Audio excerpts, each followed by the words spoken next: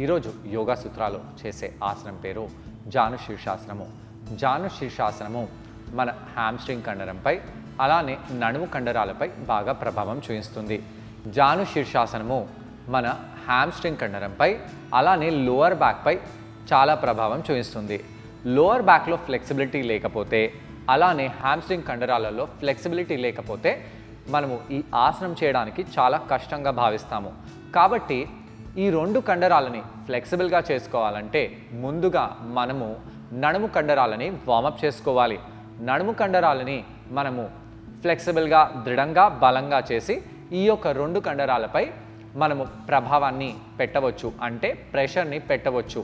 ఒకవేళ మన హ్యామ్స్ట్రింగ్ కండరంపై మనము ఎక్కువగా ప్రెషర్ పెట్టి లేదా బ్యాక్పై ఎక్కువగా ప్రెషర్ పెట్టి మన నడుము కండరాన్ని వార్మప్ చేయకుండా నడుము కండరాన్ని యాక్టివ్గా చేయకుండా చేసినట్టయితే ఈ రెండు కండరాలలో లేదా నడుము కండరాలలో గాయాలయ్యే ఛాన్సెస్ ఉంటాయి. కాబట్టి అలా చేయకూడదు. నడుము ప్రదేశము చాలా క్లిష్టమైన ప్రదేశము. అక్కడ ఎన్నో కండరాలు, ఎన్నో మెరిడియన్స్, ఎన్నో బ్లడ్ వెసల్స్ ఉంటాయి. కాబట్టి ఆ యొక్క భాగాన్ని మనము చాలా యాక్టివ్గా పెట్టాలి. ఇవాళ రేపు కింద కూర్చొని అలవాటు తక్కువ చేసుకుంటూ ఈ యొక్క కండరాలని, ఈ యొక్క మసిల్స్ని, జాయింట్ని మనము చాలా స్టిఫ్గా చేసుకుంటున్నాము. ఈ కండరాలని ఈజీగా ఫ్రీగా చేసుకోవడానికి చాలా సులభమైన ఆసనాలు ఉన్నాయి. దాంట్లో అతి సులభమైన ఆసనము బద్ధకోనాసనము. బద్ధకోనాసనంలో వెళ్ళండి. కాళ్ళని బాగా ఆడించాలి. శ్వాస తీసుకుంటూ శ్వాసని వదిలేస్తూ తొడలని బాగా ఆడిస్తూ ఉండండి.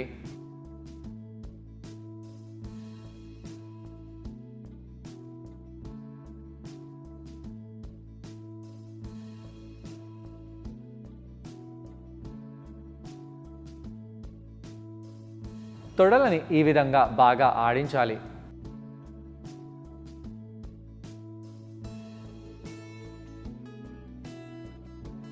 దాని తర్వాత పాదాలని మ్యాట్పై పెట్టండి. హస్తాలని ఇలా వెనకాలకి తీసుకెళ్దాము.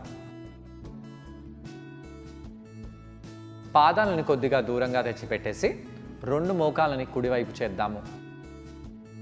అలానే రెండు మోకాలని ఎడమవైపు చేద్దాము. ఇలా చేసినప్పుడు తొడ బయటి భాగంలో ఎలా అనిపిస్తుందో గమనించాలి. కొన్నిసార్లు చేయండి. రెండు మోకాలని కుడివైపు ఎడమవైపు చేద్దాము. శ్వాస తీసుకుంటూ శ్వాసని వదిలేస్తూ ఇలా చేసి హిండోలాసనంలో వెళ్ళండి. కుడికాలని హిండోలాసనంలో తీసుకెళ్దాము. కాలుని బాగా ఆడించండి.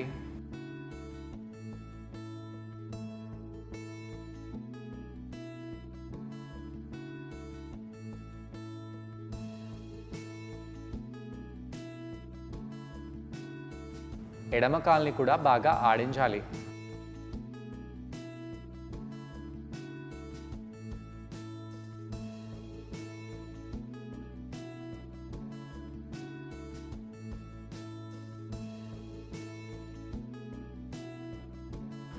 దీని తర్వాత మనము జాను శీర్షాసనం చేద్దాము.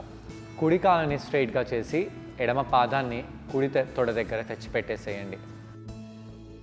రెండు చేతులని పైకి చేద్దాము. ఫార్వర్డ్గా బెండ్ అవ్వండి. శ్వాస తీసుకుంటూ శ్వాసని వదిలేస్తూ ఇలా ఫార్వర్డ్గా బెండ్ అవుతూ కాలులో ఎలా అనిపిస్తుందో గమనించాలి. అరికాలుని పట్టుకోవడానికి ప్రయత్నించాలి. శ్వాస తీసుకుంటూ పైకి వచ్చేసేయండి. కాలుని మార్చుదాము.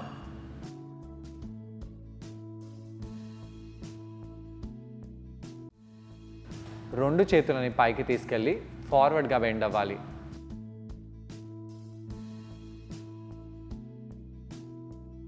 ఇలా కాళ్ళల్లో ఎలా అనిపిస్తుందో గమనించండి. నెమ్మదిగా చేతులని పైకి చేసి పైకి వచ్చేయండి.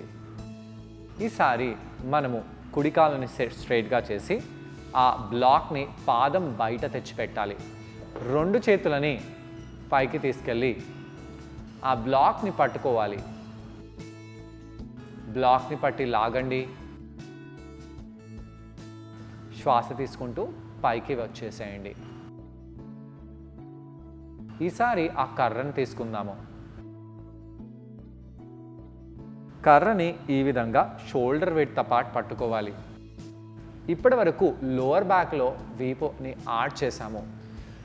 ఇలా కర్రని బాగా పైకి తీసుకెళ్ళాలి. ముందుకు బెండ్ అవ్వాలి, ముందుకు బెండ్ అవ్వాలి. ముందుకు బెండ్ అవుతూ బ్లాక్ బయట ఆ కర్రని తెచ్చి పెట్టి గట్టిగా పట్టుకోవాలి.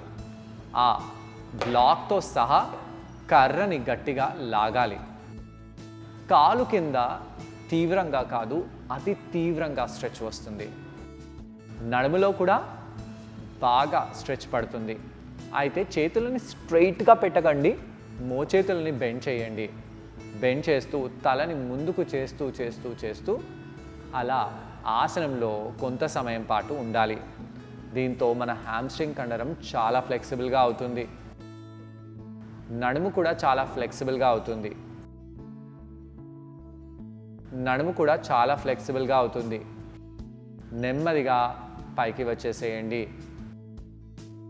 కర్రని పక్కకు పెట్టేసి కాలుని మార్చుదాము. చేతులని పైకి చేసి ఫార్వర్డ్గా బెండ్ అవ్వండి. బ్లాక్ని సైడ్స్లో పట్టుకొని లాగండి. ఎలా అనిపిస్తుందో గమనించండి. శ్వాస తీసుకుంటూ శ్వాసని వదిలేయండి.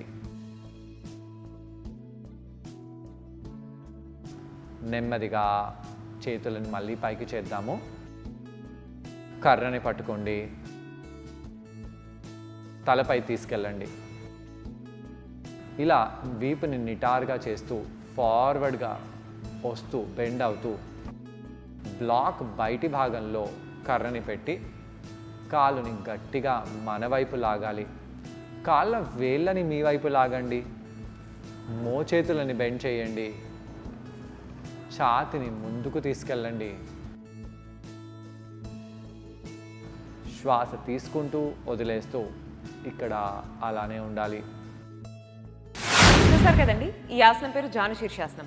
జాను శీర్షాసనాన్ని మనం బ్లాక్ సహాయంతో అలాగే స్టిక్ సహాయంతో చేస్తున్నాం. ఈ ఆసనం చేయడం వల్ల మన హ్యామ్స్ట్రింగ్ కండరాలపై చాలా తీవ్రమైన ప్రభావం పడుతుంది. అలాగే నడుం కండరాలపై ఈ ఆసనం చాలా బెనిఫిషియల్గా ఉంటుంది. నడుం కండరాలు బాగా ఫ్లెక్సిబుల్గా తయారవుతాయి. వీటన్నిటితో పాటు కాళ్ళ కండరాలకు కూడా ఈ ఆసనం చాలా మేలు చేస్తుంది. ఓవరాల్గా మన హ్యామ్స్ట్రింగ్ మజిల్స్ యొక్క ఫ్లెక్సిబిలిటీ అనేది బాగా ఇంప్రూవ్ అవుతుంది.